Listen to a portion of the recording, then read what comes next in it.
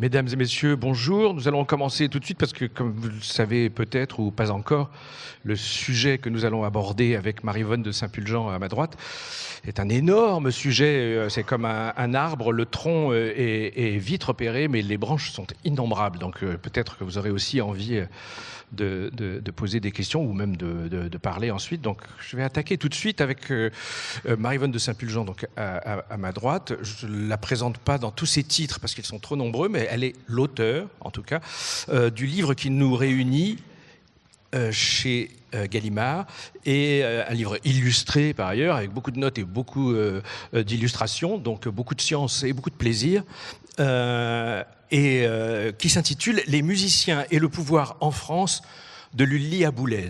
C'est un bon titre parce que quand vous avez lu le titre, vous savez vraiment ce qu'il y a dans le livre, ce qui n'est pas toujours le cas. Mais il mérite quand même quelques éclaircissements.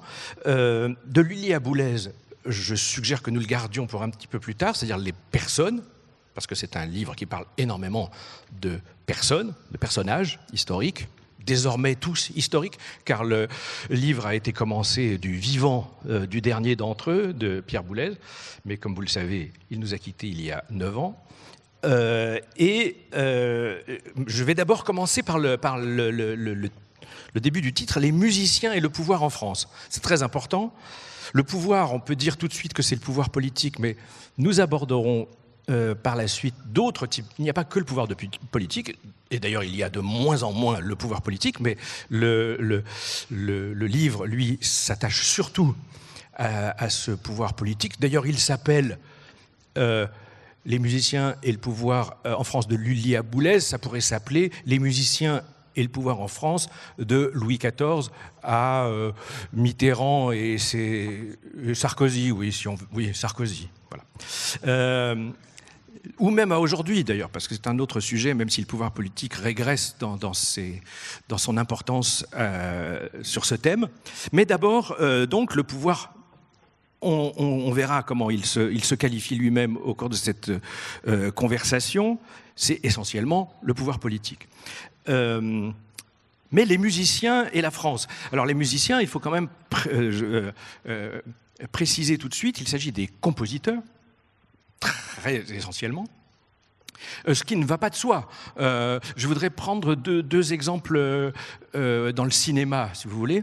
Je ne sais pas ceux qui ont vu ce très bon film anglais d'ailleurs, La mort de Staline, qui parle du coup plutôt de la mort de Beria, mais ça commence par une longue scène fantastique d'un concerto pour piano de Mozart joué par Maria Yudina, c'est pas elle qui joue bien sûr dans le film, c'est un personnage historique, une grande pianiste qui était la pianiste préférée de Staline, et on pourrait comme ça, par exemple Farinelli qui chantait tous les soirs le même air, le Castra Farinelli qui chantait tous les soirs les 5 mêmes airs au Roi Fou à Madrid en Espagne.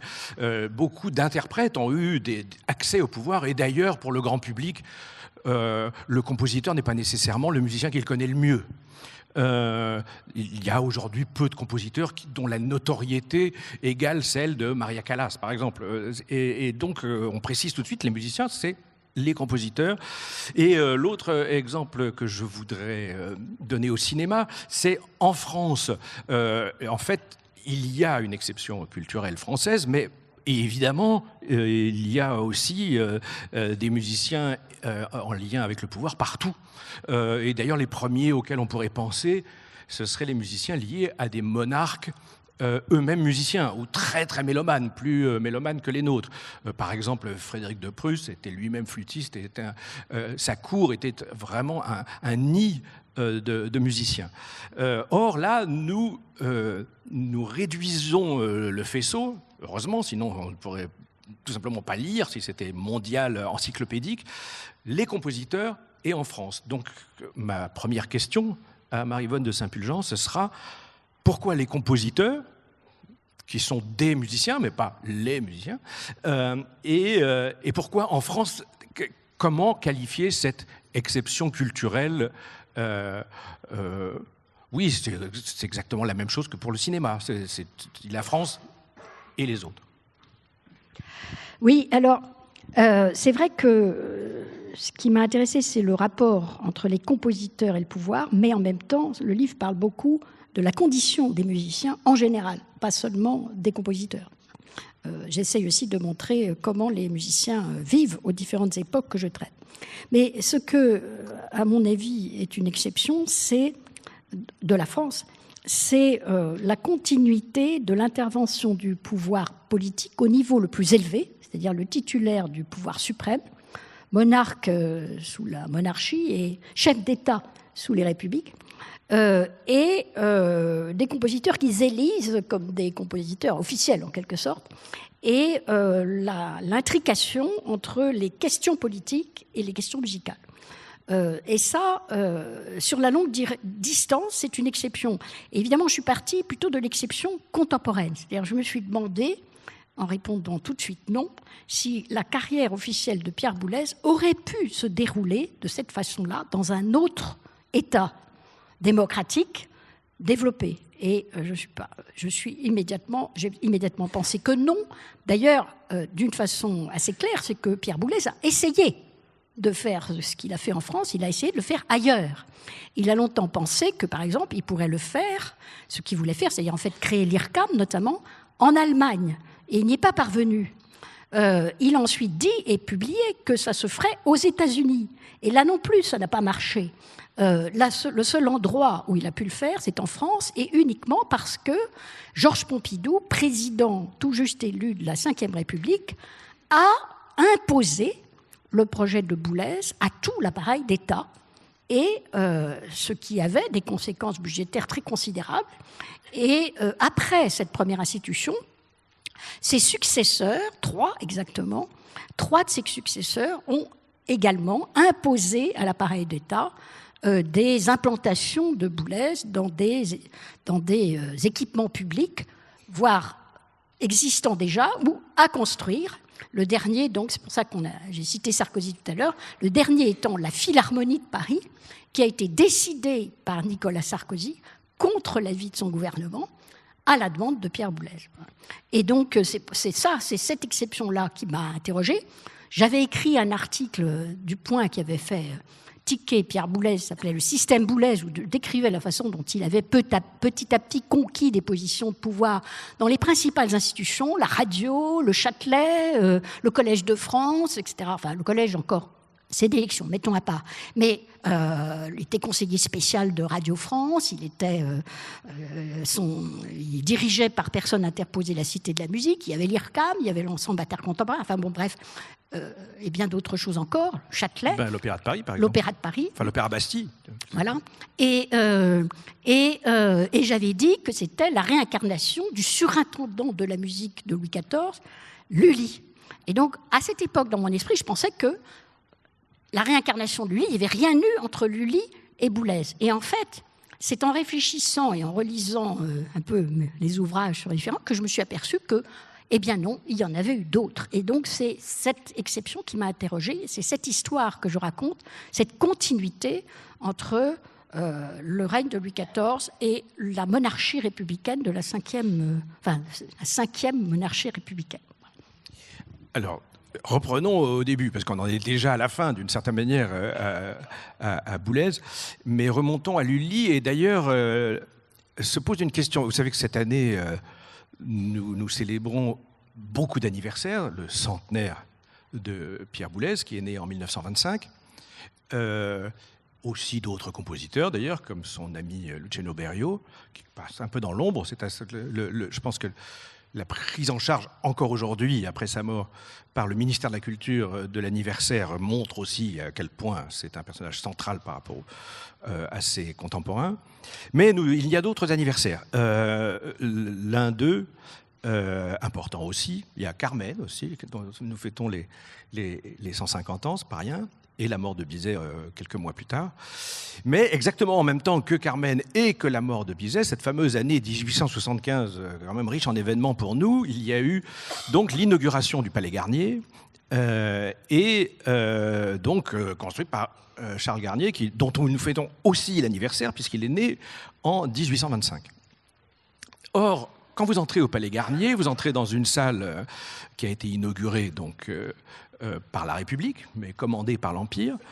et qui ressemble à un opéra baroque, avec en fait une espèce de copie fantasmée, idéalisée de l'opéra de Hambourg, presque plus 17e siècle, plus grand siècle justement que 18e. Il y a des gens qui visitent, qui doivent penser que c'est une salle très très très ancienne. Et sur le manteau d'Arlequin, en haut, vous voyez marqué une grande date. Et cette date n'est pas 1875, l'inauguration du bâtiment, mais 1669, la fondation de l'institution, la fondation de l'Opéra de Paris, 1669. Or, en 1669, il n'y a pas encore de Lully. Enfin, Lully est en France, bien sûr, mais il n'a pas du tout lié avec cette institution majeure. Donc, on peut dire que le fondateur de l'opéra français n'est pas Lully, mais Louis XIV, en réalité. Et comment ça commence, cette aventure de l'exception culturelle du Roi Soleil ? Ça commence effectivement par une décision personnelle de Louis XIV quand il prend le pouvoir. Il prend le pouvoir, quand il prend le pouvoir personnel, donc après la disparition de Mazarin, il décide d'assumer pleinement son rôle de monarque. Il prend 2 décisions majeures. Enfin, en tout cas, simultanées. Il décide qu'il n'aura plus de principal ministre, donc Mazarin n'aura pas de successeur. Et deuxièmement, il décide de fonder une académie de danse sous protection du roi, qui est la première des académies sous protection du roi, parce que jusque-là, il y a l'Académie française qui a été fondée par un groupe d'écrivains, qui n'est pas une fondation d'origine, enfin, voulue par un pouvoir supérieur, lesquels écrivains, ensuite, ont cherché ou ont obtenu la protection du cardinal de Richelieu, principal ministre de Louis XIII. Et donc, lorsque, par lettre patente, le roi crée l'Académie royale de danse, c'est la première des académies sous protection du roi, et c'est une décision du monarque. Du monarque danseur. Du monarque danseur que les gazettes qualifient de premier danseur du royaume, et qui danse depuis son plus jeune âge, et qui joue. Il joue aussi, il est également musicien, il joue d'un instrument qui est la guitare, et entre autres, il choisit comme patron d'académie un de ses plus proches officiers royaux, qui est lui-même un danseur, et les lettres précisent que cette académie acceptera à la fois des danseurs professionnels et des gentilshommes, car il s'agit d'un art noble qui prépare à la guerre, et de ce fait, on peut danser sans déroger, alors qu'on ne peut pas monter sur un théâtre sans déroger, et même sans sortir du giron de l'église. Voilà. Donc c'est la grande différence entre les 2 scènes. La scène de la danse est une scène noble, et il affirme cet art comme l'art français par excellence, immédiatement placé comme un rival, enfin comme le pendant français de ce qu'est le grand genre régnant de l'époque, qui est l'opéra italien. Et c'est le premier acte d'une politique par laquelle Louis XIV enrôle le secteur danse-musique, d'ailleurs, puisque quand même la danse est accompagnée de musique, comme au service d'une politique de puissance artistique qui est une annexe, enfin un complément indispensable à la politique de puissance de la France tout court. Là, il prend la suite de François Ier, qui a débuté cette politique d'annexion des arts à la politique de puissance de l'État. C'est-à-dire ça n'est plus seulement un mécénat princier, c'est un élément de la politique du monarque, qui est la politique de l'État. Mais François Ier n'a pas mobilisé la musique et la danse, alors que Louis XIV va faire rentrer cet art dans cette perspective. Mais effectivement, il ne va pas tout de suite comprendre, et Lully non plus, qu'en réalité, ça ne va pas être ça, finalement, le genre français face à l'opéra italien, mais la tragédie lyrique, qui est un mélange de danse et de chant.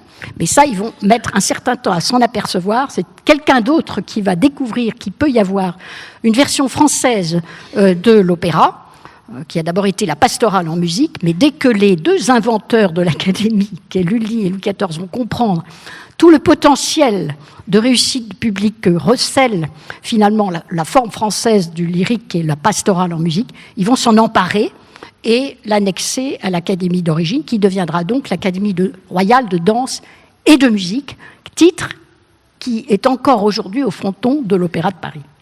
Oui, il faut préciser, alors, pour revenir un peu en arrière, que dans la jeunesse de Louis XIV, quand il dansait vraiment très souvent, il y avait de l'opéra à Paris, rarement.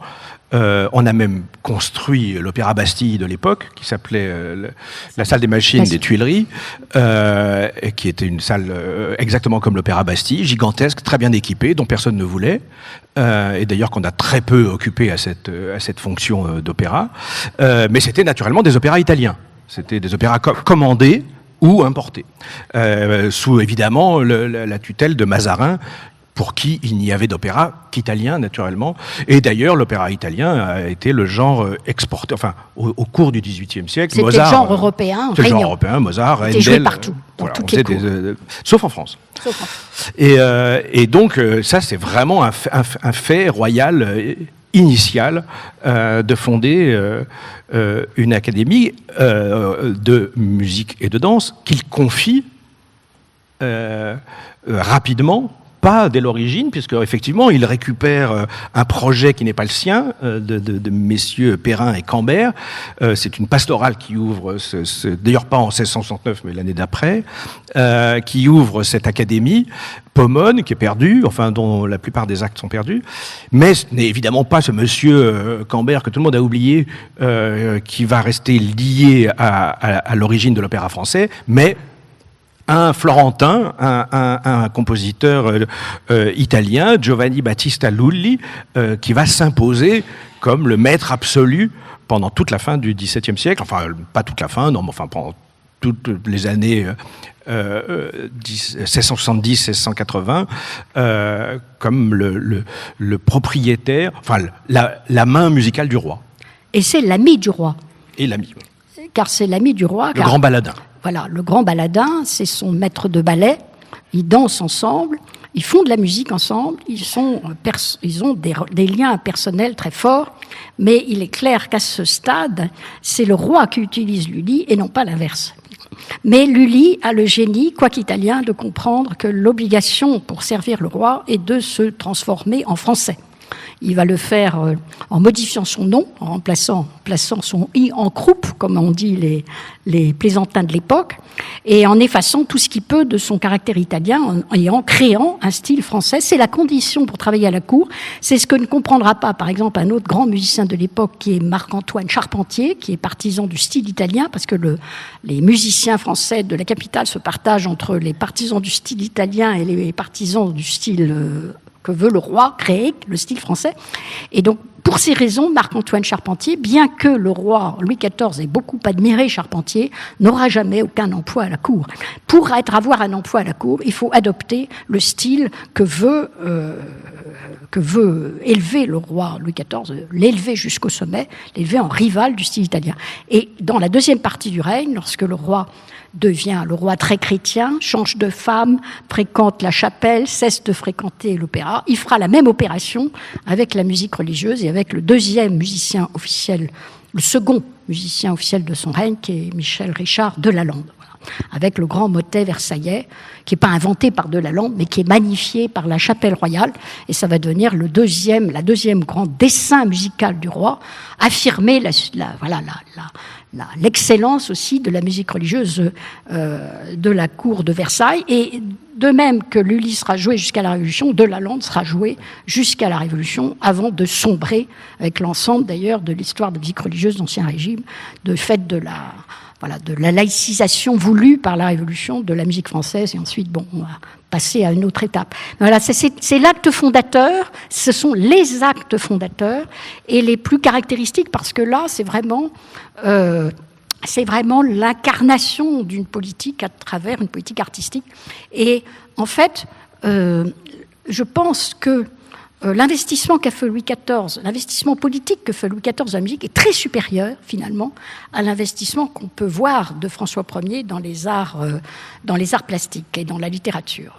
Il y a une présence continuelle du roi, et on voit à quel point il suit pas à pas, par exemple, dans toute l'histoire de la tragédie lyrique, les sujets, les vers, je dirais pas la musique, mais en tout cas le sujet de l'opéra et le contenu de l'opéra sont étroitement surveillés par la cour parce qu'il y a un message politique derrière les opéras qui sont destinés à chanter la louange du roi, pas seulement dans les vers du prologue, etc., où il est représenté sous forme d'allégorie, mais tout le sujet de l'opéra est destiné à expliquer ou à glorifier la politique du monarque.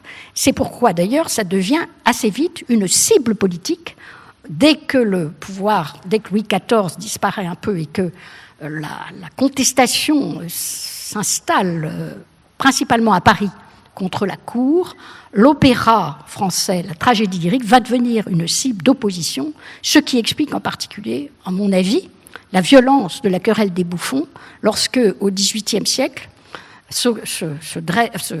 s'installe cette querelle presque invraisemblable entre les gens partisans de l'opéra bouffe italien, qui n'a absolument rien à voir, parce que c'est la version comique de l'opéra seria italien, et qui commence à dire que l'opéra italien est supérieur à l'opéra français, alors qu'ils comparent deux choses qui n'ont rien à voir. Il y a une version comique de l'opéra français, il y a une version sérieuse de l'opéra italien, mais justement, on compare la version italienne comique avec la version sérieuse française, qui n'a pas grand sens, mais la violence de la querelle, et on voit très bien ça dans la façon dont Rousseau la raconte, c'est manifestement une querelle politique. Ce qui est en cause lorsqu'on critique, alors cette fois-ci, l'opéra de Rameau, ce qui est en cause, c'est le genre royal. Ce qui est en cause, c'est la politique de la cour. Et c'est ce que veut dire Rousseau quand il parle des deux endroits de la querelle. Le coin du roi, alors il fait allusion à la salle d'opéra, la salle de l'opéra de l'Académie royale, où il y a la loge du roi et la loge de la reine, et donc il y a ces fauteuils qui sont sous la loge du roi, le coin du roi, et ceux qui sont du côté de la loge de la reine. Et donc il dit le coin du roi, celui des puissants, des riches et des idiots, quoi, des vieux, et du côté de l'opéra français, alors que les jeunes, les inventifs, les intelligents, etc., sont du côté de la reine et donc fondent en réalité l'opéra français. On voit très bien l'aspect politique de cette querelle et le fait que ce qu'il s'agit, c'est de s'opposer à la politique royale. Alors, ça fait partie des querelles qui vont avoir lieu, qui vont traverser la fin du XVIIe et le XVIIIe siècle sur la musique, où à chaque fois on s'aperçoit que le sujet, c'est la politique et c'est pas la musique. Mais justement, ces querelles, c'est le titre du deuxième ou troisième chapitre, donc Rameau justement. En fait, le chapitre s'intitule « Le siècle des querelles », mais le livre entier repose là-dessus. Alors nous, effectivement, c'est très juste, c'est très français, ça aussi, c'est peut-être une exception française, que le coin du roi, c'est l'Académie et c'est l'art officiel, et le coin de la reine représente les salons, en fait. C'est les salons de la noblesse, pas forcément la reine, ça peut être la Pompadour, ça peut être les grandes figures du mécénat féminin depuis au moins la duchesse du Maine, qui était quand même très importante. Alors qu'en Angleterre, l'équivalent, c'est amusant, c'est de toute éternité, ça ne se passe pas comme ça. Il y a le coin du roi, les mêmes, les réacs, et le coin du prince de Galles. Le prince de Galles qui est l'héritier, qui est systématiquement, depuis plusieurs siècles, l'ennemi officiel et accompli de son père, et qui représente la jeunesse, justement, et la génération future. Mais tout repose, on pourrait revenir en arrière et reprendre ce titre, les musiciens et le pouvoir en France, de Lully et Boulez. On pourrait dire de Lully et Charpentier à Boulez et Landowski. Et finalement, on pourrait tout au long de ces siècles rebaptiser chaque chapitre le siècle des querelles, où il y a des querelles tout le temps. Alors au XVIIIe, évidemment, c'est le siècle des querelles, puisqu'il y a d'abord effectivement les ramoneurs, les partisans de la musique moderne contre les lullistes conservateurs, puis ensuite c'est le contraire, c'est la querelle des bouffons, donc les nouveaux italiens contre les conservateurs ramistes, puis ensuite ça se termine avec la querelle des lullistes et des piccinistes, qui est quand même plus difficile à décrypter. Les gluckistes, oui, les gluckistes et les piccinistes. Donc effectivement, il y a beaucoup de querelles, mais en réalité, le livre le montre, il est fondé là-dessus, pas seulement sur l'aspect vertical monarque musicien, mais sur la rivalité entre deux types de pouvoir à chaque fois. Oui, c'est vrai, mais parce que le favori appelle la contestation. Alors, ça dépend ça dépend des personnalités. Il y a des personnalités plus abrasives que d'autres. J'emploie ce terme qui a été employé récemment à propos d'un compositeur plus récent que Lully. Mais Lully est un personnage horrible. Qui a révulsé toute son époque. Donc il focalise une hostilité absolument énorme. Et il y avait un terrible poème de La Fontaine intitulé Le Florentin, dont je reproduis certains termes, qui est particulièrement violent, mais qui correspond tout à fait à ce qu'a été la personnalité ogresque de Lully, qui a manifestement abusé de la protection du roi pour écraser ses contemporains, et notamment le plus célèbre de ses victimes, qui est Molière. Molière a été une victime de Lully, et on peut presque dire que Lully a contribué à tuer Molière, en tout cas sa troupe. Voilà. Et son répertoire. Il a pris son théâtre déjà. Il a pris son théâtre, mais il l'a empêché de représenter les comédies en musique qu'il avait fait avec lui. Il a empêché de trouver un autre musicien pour représenter les mêmes comédies. Enfin bon, ça a été un personnage affreux. Rameau, lui, il est beaucoup moins méchant. Mais il est agaçant, c'est un théoricien qui passe son temps à sortir des théories, justement, le traité de l'harmonie, enfin c'est un très très grand... Mais il énerve tout le monde par une espèce de logorée inadmissible, et il va s'aliéner, par exemple, son plus grand soutien d'origine, qui est d'Alembert, et va finir par une querelle épouvantable, il va se mettre à dos tous les encyclopédistes, et Diderot va lui régler son compte dans Le Neveu de Rameau. Voilà. Donc il passe à la postérité comme un type impossible, on voit les caricatures, etc., alors que, évidemment, tout le monde maintenant écoute la musique de Rameau, qui est une musique de danse, extrêmement allègre, etc. Et on est étonné de voir... Bon. Mais, alors, il y a des personnages irritants comme ça. Il y en a un autre qui m'a beaucoup amusé, moi, personnellement, parce qu'il est tellement... Enfin, il est tellement excessif qu'il en devient drôle, c'est Berlioz. Les rapports de Berlioz avec le pouvoir sont permanents. Hein. Berlioz passe son temps, il écrit, il cherche en permanence une dictature musicale. Donc il est tout ce temps en train de solliciter des emplois dans lesquels il va pouvoir écraser le monde avec sa musique très très bruyante. Donc on voit la série des caricatures de Berlioz en musicien à la fois ébouriffé, puisqu'il a une chevelure qui part partout, mais faisant de la musique où on tire du canon, enfin faisant un bruit épouvantable, à la fois par sa musique et par son agitation permanente à rechercher des positions de pouvoir qu'il n'obtiendra pas finalement, parce qu'à force d'agacer tout le monde, il agace aussi le pouvoir. Mais bon, donc ça dépend de la personnalité. Et effectivement, quand on voit les querelles qui ont eu lieu à l'époque de Boulez, entre les deux personnages que vient de citer Yvan, c'est-à-dire Landowski, qui est le patron officiel de la musique, il est directeur de la musique au ministère Malraux, mais c'est un personnage très tranquille, enfin très... Compositeur aussi, hein. Compositeur aussi, bien sûr, et un compositeur très joué, en fait, un compositeur qui a été plus joué que Boulez, mais qui a fait beaucoup moins de bruit dans le monde intellectuel que son opposant, mais qui est un grand administrateur avant tout, et un type qui travaille beaucoup, qui crée par exemple les conservatoires. Si vous avez un conservatoire à Marseille, à Aix, et un autre à Marseille, conservatoire de région, la notion de conservatoire de région a été inventée par Landowski. C'est lui qui a peuplé le territoire français de conservatoires, d'orchestres de région, à remonter les opéras. Enfin, il a équipé la France d'institutions, mais et il était quelqu'un de très aimable, peu d'ennemis, etc.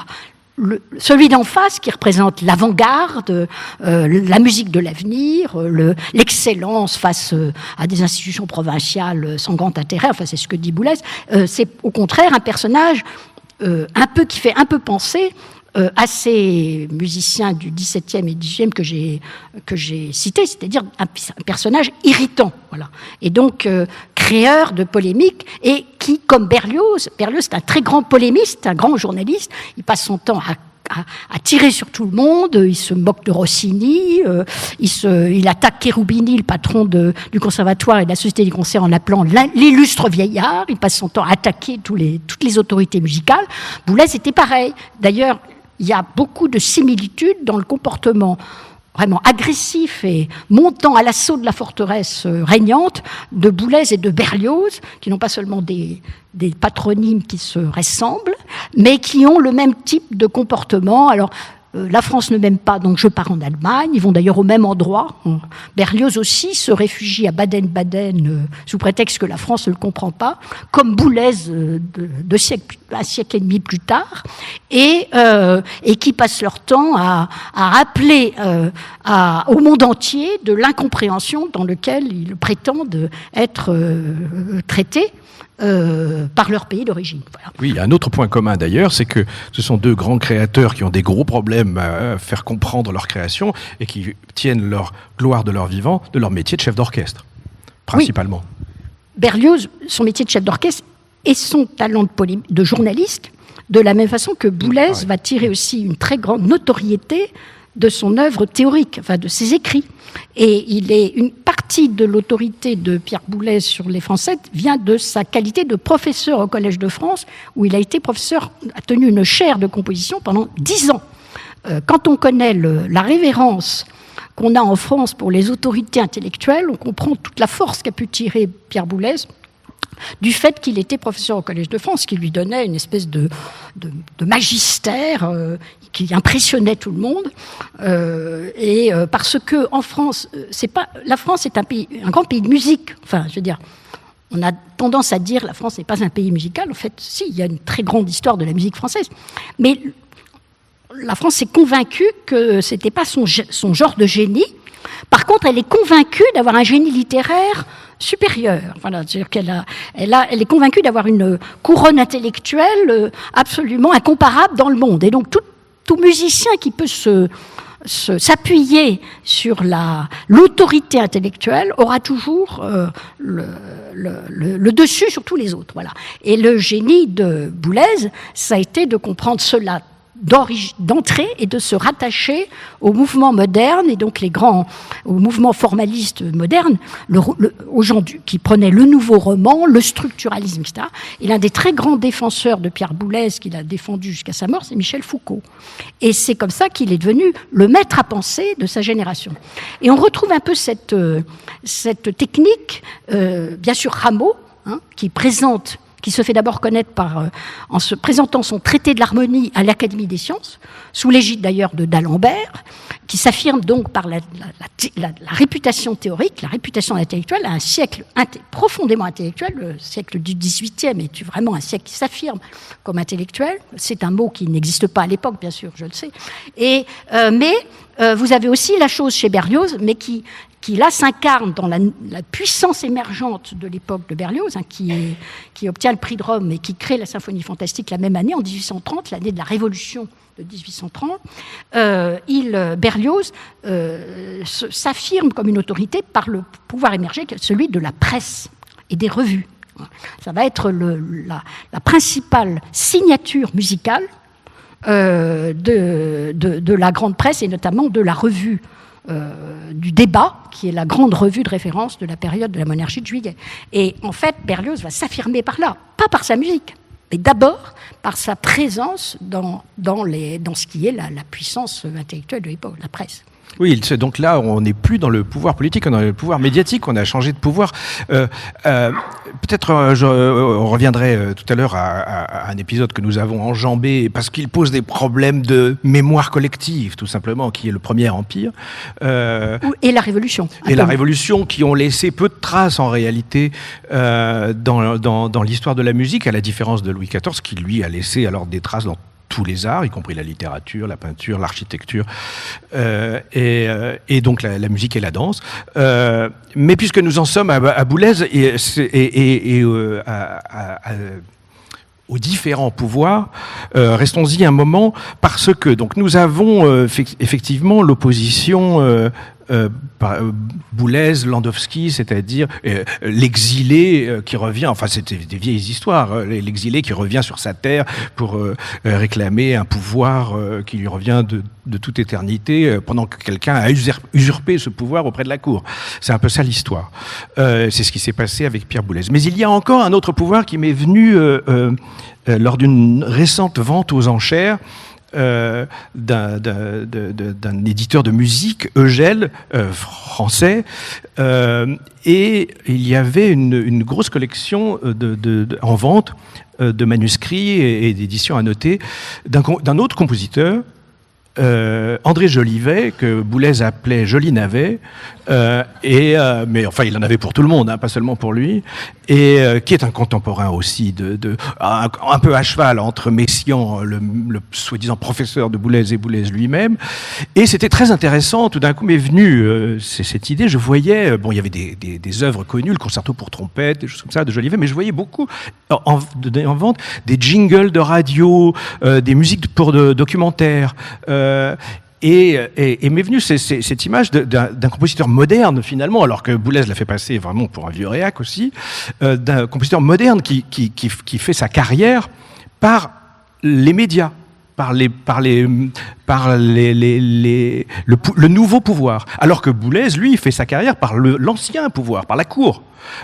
Des deux, le musicien de cour, c'est que ça reste quand même Boulez, qui s'adresse directement au monarque et qui ne va pas chercher dans les pouvoirs parallèles. Ça fait encore, au cours du XXe siècle, l'affirmation petit à petit, malgré la reproduction du modèle Louis XIV Lully par Pompidou, monsieur et madame Pompidou d'ailleurs dans ce cas-là, et Boulez, il y a quand même, au cours du XXe siècle, et aujourd'hui les conséquences s'en font voir encore plus nettement, de différents pouvoirs qui ne sont plus exclusivement les pouvoirs de l'Académie ou de la Cour.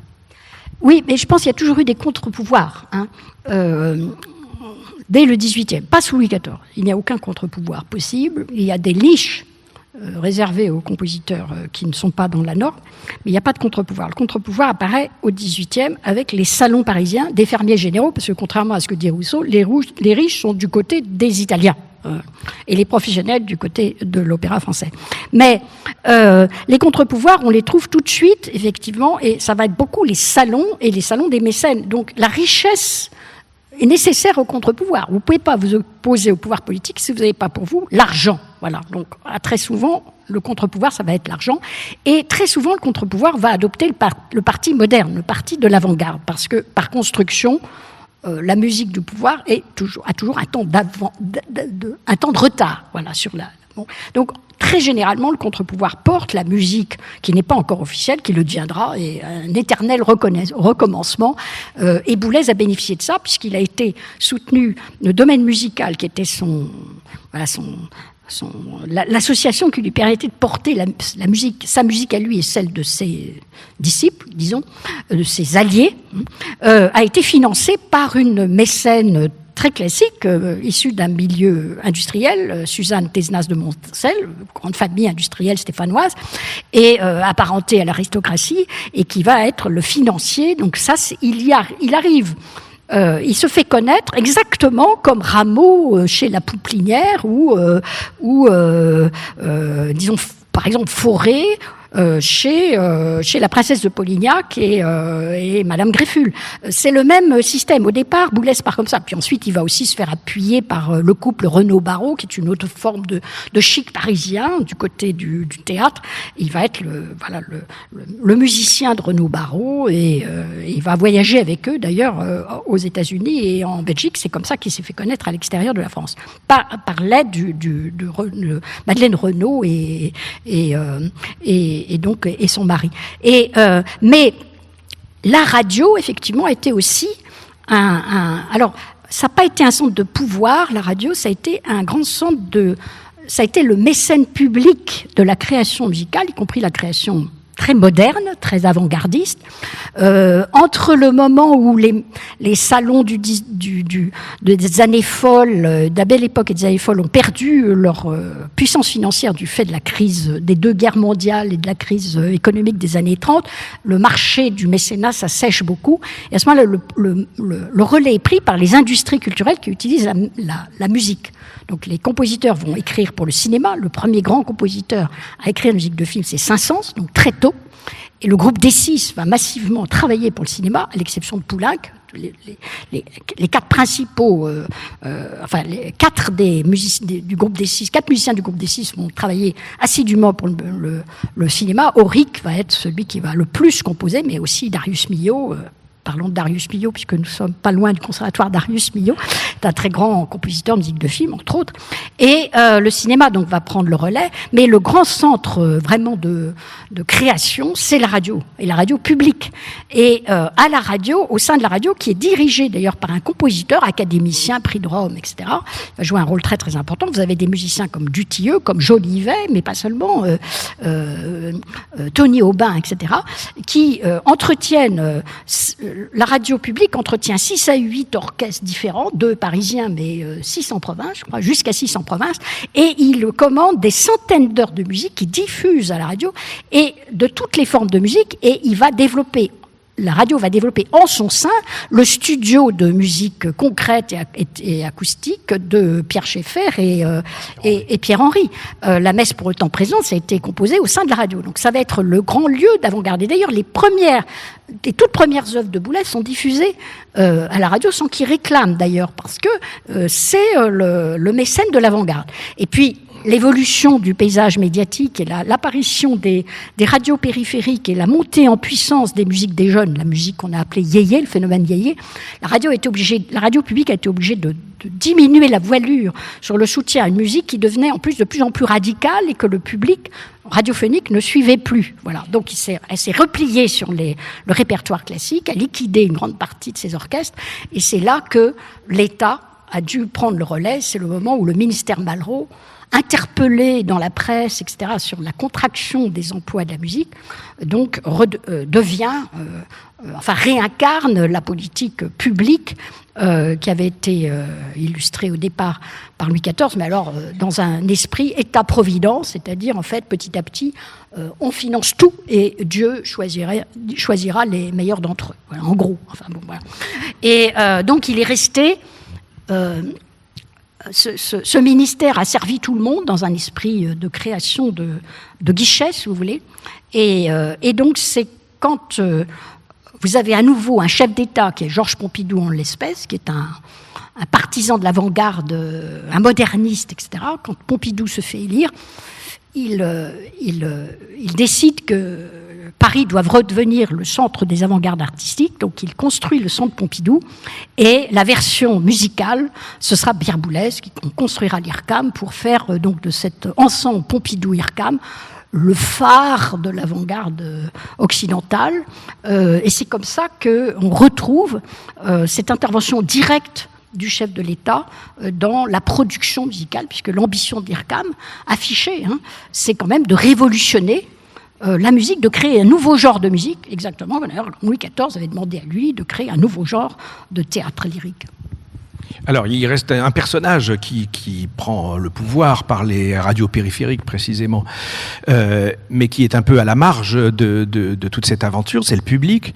Et petit à petit, c'est quand même lui qui finit par prendre le pouvoir sur les arts, malgré tout, dans le monde entier, surtout, et à mesure que l'exception culturelle se réduit sous le poids de la mondialisation, ces musiques d'avant-garde, prospectives, futuristes, musique de l'avenir, qui reposaient sur une constatation peut-être juste, que tous les chefs-d'œuvre ont échoué, que le soir de la première du Barbier de Séville, c'était un four, la Traviata, c'était un four, Carmen, c'est un four qui a coûté pratiquement la vie à son compositeur, et que donc c'est bien la preuve que si vous n'aimez pas ma musique, c'est pas grave, dans 50 ans, tout le monde la comprendra. J'imagine qu'une partie de l'avant-garde repose sur ce théorème, auquel moi j'ai d'ailleurs...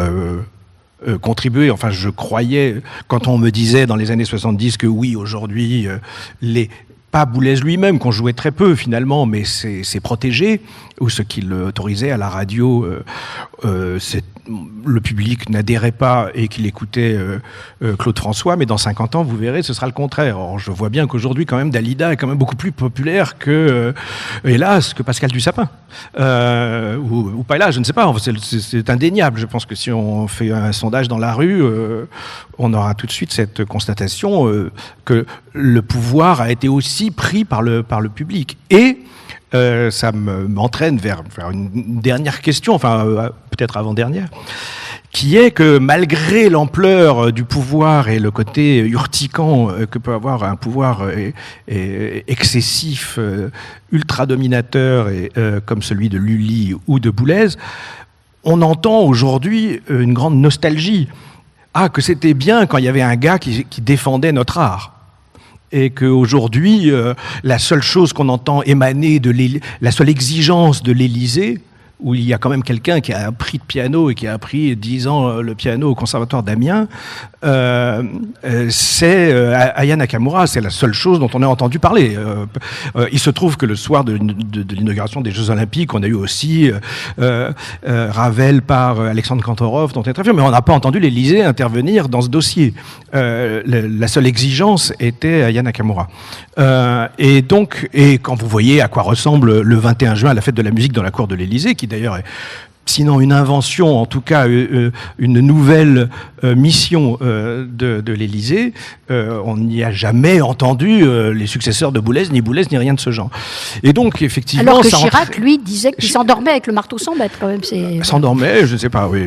Il y a beaucoup de gens qui disent qu'ils s'endorment avec le marteau sans mètres. Mais oui, c'est vrai, mais ça, c'était une boutade, tandis que notre président actuel... On n'est pas sûr que c'était une boutade. Non. Oui, enfin, je pense que c'était une boutade parce que le cas Chirac est un peu particulier. Le musée qui porte son nom, on l'a remarqué, est un musée d'art premier et manifeste quand même une attitude particulière de Jacques Chirac, qui paraît un grand conservateur qui passe une journée entière sans respirer au salon de l'agriculture et tape dans le dos de la France profonde, alors qu'en réalité sa détestation vive de la culture française a été par contre, quand il disait qu'il préférait le sumo au football, je pense que c'était très sincère. Ça oui, je confirme. Oui. Et que il a pris en grippe tout de suite toute la culture qu'il associait à la famille Chaudron de Courcelles, et lui, alors, il a commencé à se débarrasser de ces oripeaux traditionnels ou patrimoniaux de manière assez virulente. C'est à lui que ça remonte quand même, parce que même Mitterrand n'était pas dans cet état d'esprit, ni Jack Lang, qui était pourtant ministre ultramoderne. Malgré tout, on entend aujourd'hui cette mélodie langoureuse et nostalgique du protecteur des musiciens, tout ça, du Saint-Pierre, protecteur des musiciens. Oui, mais dès le 19e, Berlioz déplore la disparition du mécénat napoléonien. Et d'ailleurs, quand il arrive Napoléon III, le pauvre, il pense que c'est la réincarnation du magnifique mécène de l'empereur, chanté par... Berlioz était l'élève d'un musicien officiel de l'Empire qui était Jean-François Le Sueur, qui avait été aussi très bien vu sous l'Ancien Régime, musicien de la Révolution. Enfin bon, les musiciens de cette époque sont des as pour passer d'un régime à l'autre. Hein. Enfin bon, ils survivent à tout.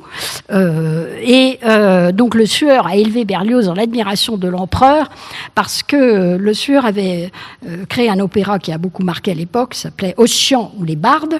Et dans le livre, il y a le tableau que cet opéra, qui a été un énorme succès, a inspiré à Ingres, le Songe d'Ossian, qui est une très belle peinture d'Ingres, et qui a marqué les esprits, etc. Et l'empereur avait assisté à la seconde représentation, la deuxième représentation, et avait fait venir Le Sueur dans la loge impériale et lui avait fait remettre, outre une gratification bienvenue, une tabatière en or gravé l'empereur des Français à l'auteur des Bardes. Alors ça, pour Le Sueur et pour Berlioz, c'était vraiment l'idéal du mécénat. Fumaroli l'a raté, ça, quand il montre les mécènes des arts, il a raté cet épisode de l'empereur. Mais Le Sueur a composé de la musique pour le sacre. Et Le Sueur a composé la musique pour le sacre, il a dirigé la chapelle impériale par laquelle Napoléon a refait la chapelle royale de Versailles, mais aux Tuileries, avec la chapelle impériale, qui ensuite été conservée par les Bourbons sous le nom de chapelle royale. Et donc, c'est un des musiciens de l'Empire. Et donc, Berlioz passe son temps à déplorer ce paradis perdu et à chanter les louanges de ce mécénat impérial et le chercher partout en Europe. C'est pour ça qu'il dit cette phrase qui ne lui est pas pardonnée par les contemporains et qui lui a valu sa non-entrée au Panthéon. Il dit, pour le théâtre, rien ne vaut les monarchies autoritaires. Voilà, bon point. Et donc, et il pense que Napoléon III va rétablir ce mécénat, mais Napoléon III fait le choix du divertissement et le musicien qui ne sera pas officiel du tout, mais préféré des fêtes impériales, c'est Offenbach, voilà, qui aura besoin du pouvoir pour créer ses scènes, mais enfin ça c'est une autre histoire. C'est l'utilisation du pouvoir par les musiciens, ça existe aussi dans l'histoire des relations entre... Il avait besoin du pouvoir, mais il avait contre lui pratiquement toutes les académies, malgré tout. Oui, mais justement c'est pour ça qu'il a besoin du pouvoir pour contrer les académies. De la même façon que Louis XIV a créé les académies pour faire échapper les musiciens à la tutelle des corporations médiévales. Donc il y a toujours dans leur recherche de la protection du roi le souci d'échapper au système ambiant. Boulez aura recours au monarque républicain pour échapper au règlement général qui s'applique à tous les autres compositeurs, à tous les systèmes de production musicale, sauf les siennes. Voilà. Donc c'est toujours le pouvoir est toujours un recours contre le pouvoir. Le pouvoir suprême est un recours contre le pouvoir des bureaux. Voilà. Mais en tout cas, cette nostalgie du mécénat idéal, elle traverse toutes les périodes finalement de l'histoire de la musique et elle évoque chez des titulaires du pouvoir le plus élevé une vocation de mécène de l'avant-garde, par justement cet appel au goût suprême du monarque qui flatte tout à fait l'aspect monarchique que conserve la France, aussi bien chez ses élus que chez ses électeurs. Voilà. Mais en revanche, ce qui change effectivement, c'est le nouveau pouvoir du nombre. Voilà, aujourd'hui, le monarque élu commence à se dire que ce qui est plus important, c'est quand même le nombre. Et le nombre n'est pas du côté de la musique d'avant-garde. Surtout que maintenant, le nombre, on le mesure. Enfin, on peut le mesurer très précisément. Tout est statistique. Tout ce pouvoir-là repose quand même sur une espèce de transcendance qui ne passe pas par la comptabilité, jusqu'à Boulez. Au contraire, d'ailleurs. J'imagine que dans l'esprit de Boulez et de l'avant-garde en général, à partir d'un certain nombre d'auditeurs, ça devient suspect.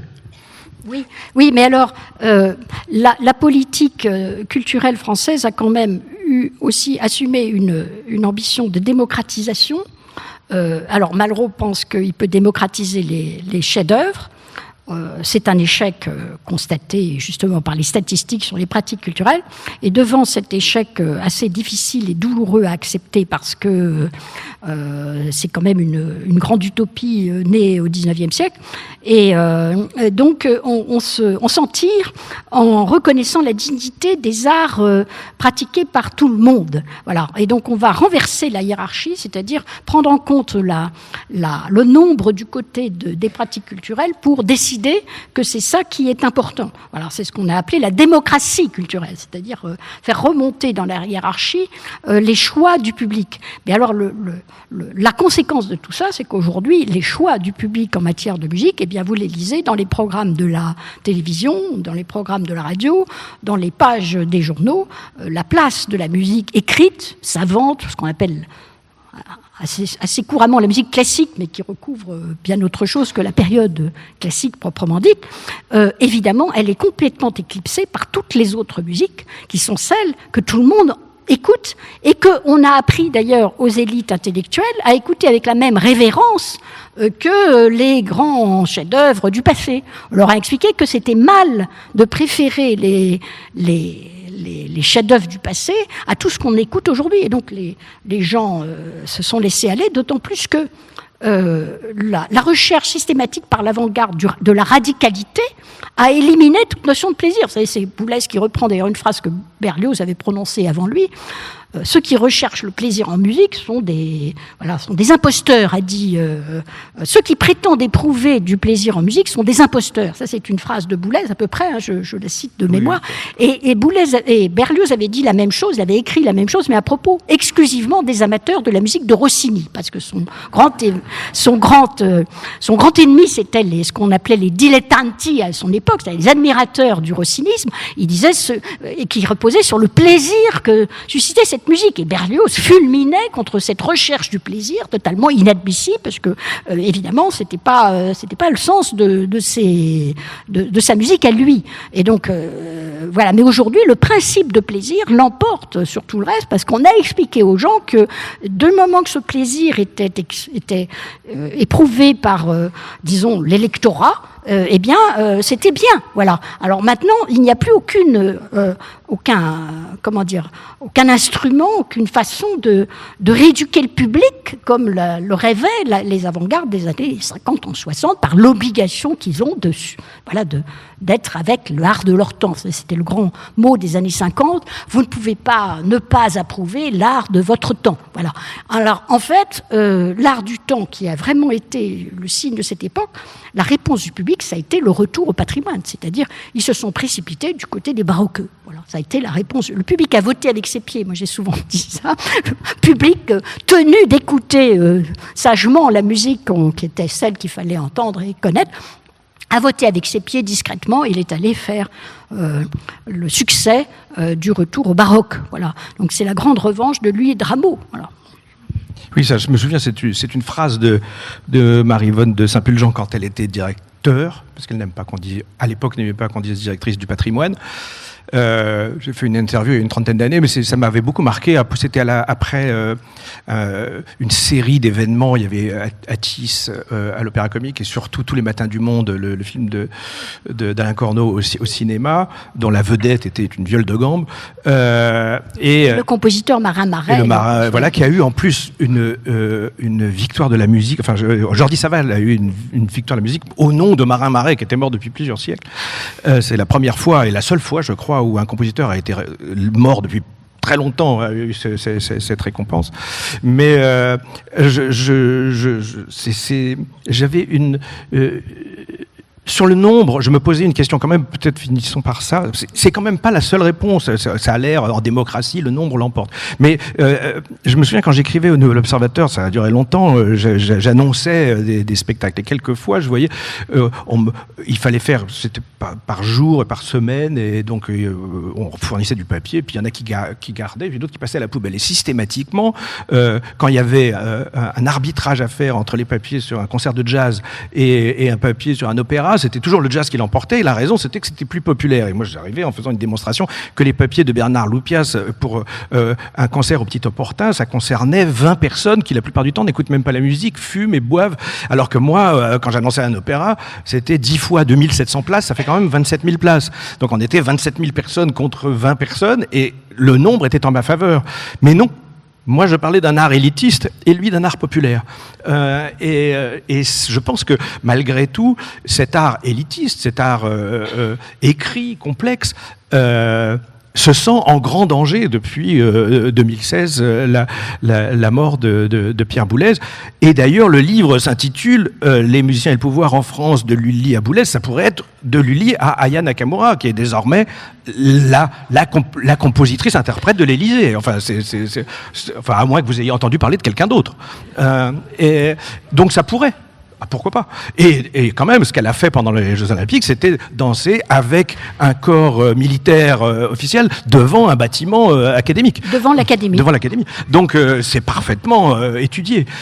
Or, non, on s'arrête à Boulez, c'est-à-dire, est-ce qu'il n'y a pas quand même un genre, comme une espèce en voie de disparition ? Oui, je pense que... Alors, je pense que c'est une histoire terminée qui renvoie les compositeurs à leur public. J'ai une version optimiste de la chose. Je veux dire, après tout, c'est une histoire qui a duré 3 siècles, très bien, magnifique, qui nous a apporté beaucoup de choses, qui a coloré la musique française, qui a orienté le genre français de la musique quand même sur beaucoup de sujets. On n'a pas parlé justement de beaucoup de choses au 19e siècle, etc., mais qui a contribué à construire les spécificités de la musique française elle-même. Mais c'est une histoire qui est terminée parce qu'il n'y a plus de monarque éclairé capable de faire les bons choix, ce qui est quand même la caractéristique du début de l'histoire. C'est l'idée aussi que le monarque fait les bons choix, voilà, et pas les mauvais. Bon. Donc celle-là, il n'y a plus ces milieux éclairés. On peut se moquer des salons de Proust, mais ils sont éclairés. Ils soutiennent Fauré, ils soutiennent Debussy, ils font travailler des compositeurs très importants, et donc ils font des bons choix. Même le groupe des 6, c'est un bon choix des années folles. Mais aujourd'hui, on n'a plus l'impression qu'on a cette capacité de sélection par le goût. Donc, les compositeurs doivent maintenant compter sur le public. Est-ce que c'est dramatique? Voilà, mais je pense que non. Je pense que c'est défendable. Voilà. Alors, ils sont en concurrence avec les autres, mais ils ont toujours été en concurrence avec tous les genres. Et d'ailleurs, la culture est quelque chose de très concurrentiel. La culture est en concurrence avec toutes les formes d'usage des loisirs. Donc, de toute façon, c'est un secteur concurrentiel. Et donc, il faut parler à son public. Et donc, bienvenue dans la nouvelle époque. Voilà. Oui, mais sans pouvoir. Je vais vous donner... Maintenant, puisque c'est fini, c'est 3 heures. Je croyais que nous avions encore le temps de vous donner la parole. Eh bien, ce sera une rencontre antidémocratique. Vous n'avez pas la parole. Mais je vous remercie beaucoup.